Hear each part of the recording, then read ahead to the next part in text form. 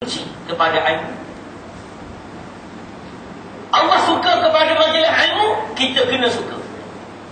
Kalau tak suka pun, buat suka peringkat awal. Kerana nak latih diri, kena datang juga. Itu dia majlis ilmu. Walaupun bukan main gelisah duduk majlis ilmu, tak apa mula-mula. Gelisah, geliat kiri, geliat kanan, sana kiri, ni kerap tidur. Tak apalah mula-mula. Nah, peringkat mula. Maknanya kita cuba seboleh mungkin suka apa yang Allah suka. Itulah hamba. Benci apa yang Allah dan Rasul benci. Itulah hamba. Jadi kita kena latih.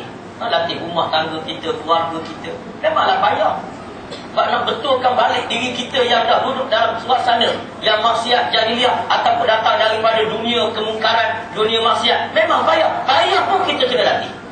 Latih diri kita supaya mendapat rahmat daripada Allah Ta'ala. Itu setengah ulama kata apa? Ihdinas siratal mustaqim. Secara umumnya tafsiran para ulama, ihdinas siratal mustaqim, jalan yang lurus ini. Ada setengah ulama siratal mustaqim itu ialah di akhirat, sirat. Ya Allah, tunjukkanlah kami jalan yang lurus, makna kami berilah kami peluang lalu siratal mustaqim dengan selamat. Ada setengah kata siratal mustaqim ialah syariah, iaitu jalan Allah, syariat Islam ni. Ada setengah kata siratal mustaqim ialah garisan lurus, iaitu orang yang suka apa yang Allah dan Rasul suka, benci apa yang Allah dan Rasul benci. Itu sirat yang mustaqim, yang lurus bagi seorang hamba. Jadi kita kena didik. Kena didik. Mula-mula memang tak selesa pakai kain tudung, kena pakai.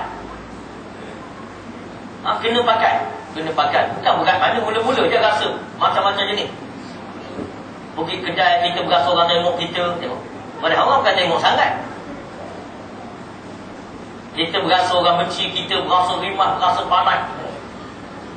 Tak apa, itu latihan. Jadi maknanya seorang mukmin dia kena berusaha agar dia cinta apa yang Allah cinta. Jadi suami jangan taat pada isteri dalam perkara tak betul. Dalam perkara betul, tak apa. Tengok Nabi mesrakan dengan isteri dia. Tidur atas riba. Aisyah pun garu kepada Nabi sambil-sambil cari ubat. Tengok. Nabi pun belum berlari dengan Aisyah. Tengok. Umur Nabi 50 lebih lah masa tu. 60 lebih dah, belum berlari.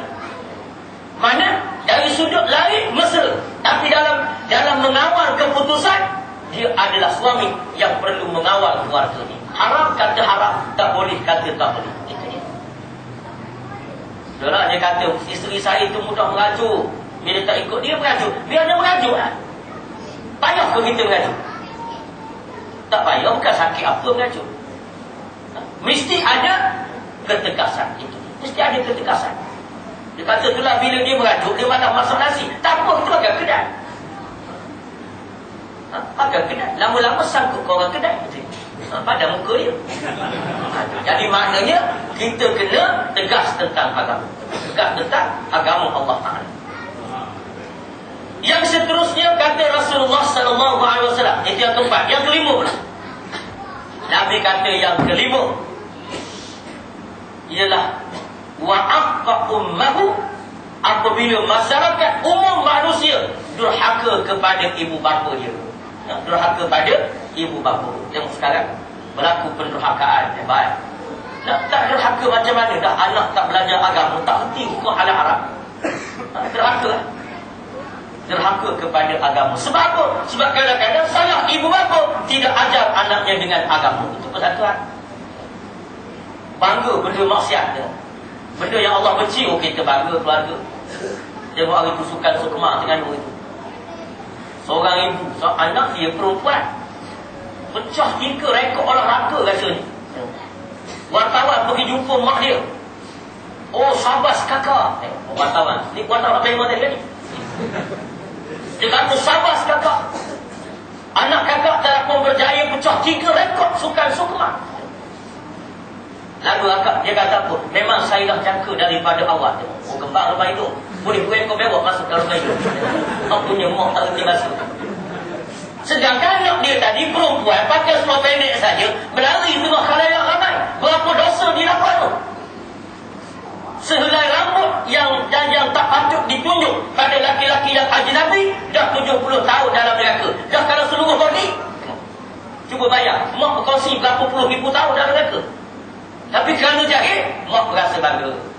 rasa bangga. Memang saya sudah jangka kerana toki dia pun dulu memang atlet. Siapkan toki tu. Dia nak menunjukkan pada kita bahawa kita tak sama dengan kehendak Allah. Itu kita cuba elak. Biar kita benci apa yang Allah benci.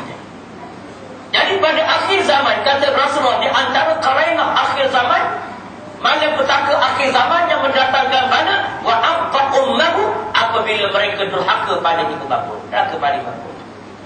Durhaka. Kadang-kadang anak boleh ada lagi ruang. Sebab tu, seboleh mungkin jangan hantar anak ibu ke rumah orang tua tanpa alasan yang sebenarnya, yang diluruskan oleh syarak. Ini macam buat orang tu masa musim raya pergilah tengok, kita tengok dalam